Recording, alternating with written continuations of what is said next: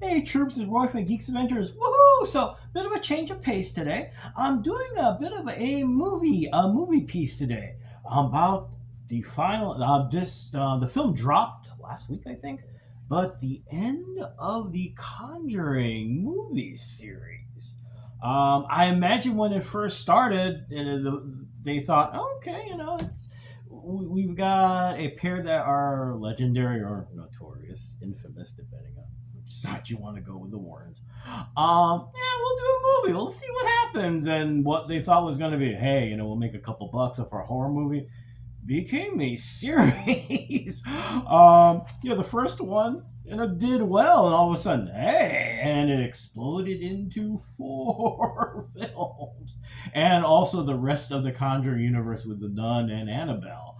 Um, I think it, it, it was fun to see. I've enjoyed. Okay, I haven't seen the fourth one yet. But the three I have seen have been a lot of fun.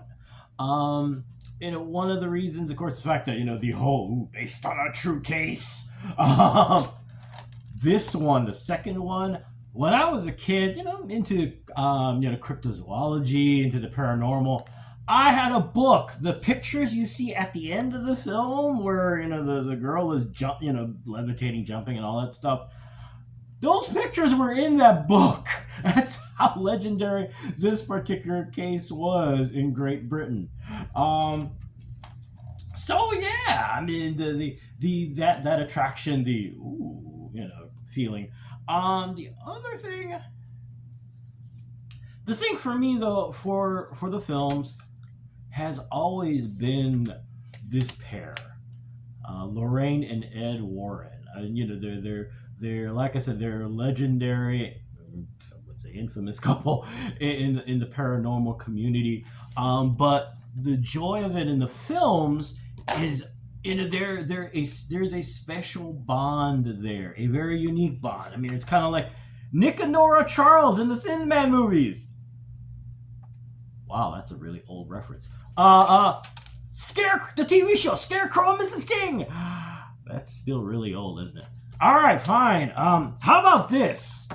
The Rock and Kevin Hart in Central Intelligence. Pretty accurate, actually.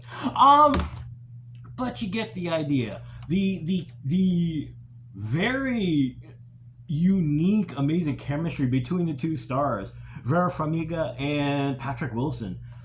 That, for me, has always been the biggest draw to this series of films. Both actors have a vast, wide ranging filmography. Farmiga, she's been in everything from dramas like The Judge to Godzilla, King of the Monsters. Meanwhile, Patrick Wilson, he's kind of like one of the go-to, almost like a go-to genre guy, because he's also in the Insidious series. And for DC, he was Orm in the Aquaman films.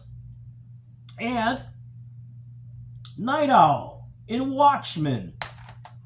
So he's both of them vast experience in a whole lot of stuff.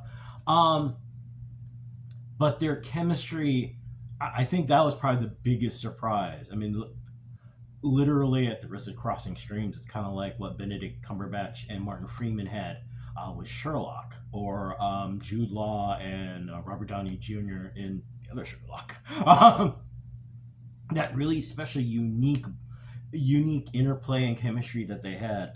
And one of the really, really fun things for me in the films is, in horror films, there tends to be this thing constantly going on, and you're hoping the protagonists survive, whether they do or not.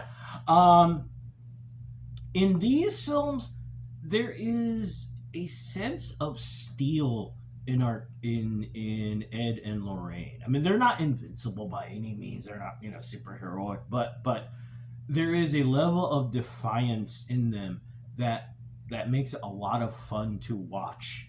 Yes, they're obviously worried and petrified because, dang, these things are pretty horrible.